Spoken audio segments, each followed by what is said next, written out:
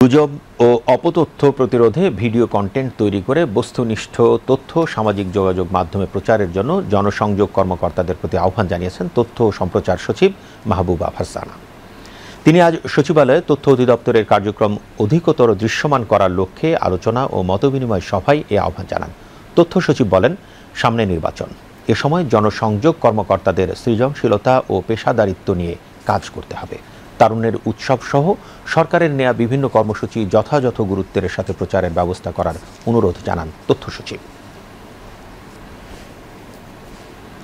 এখন খুব সমস্যা, তথ্যগুলো অপতথ্য গুজব চারদিকে কিন্তু ছড়িয়ে যাচ্ছে।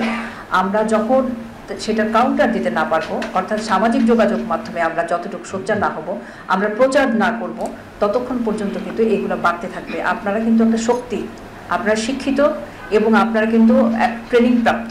মাল্টিমিডিয়া কন্টেন্ট ব্যবহার করতে হবে, যেমন আপনারা ছোট ভিডিও ক্লিপ তৈরি করতে পারেন, আপনারা লাইভ কভারেজ করতে পারেন। এগুলো এখন কিন্তু সময়ের দাবি।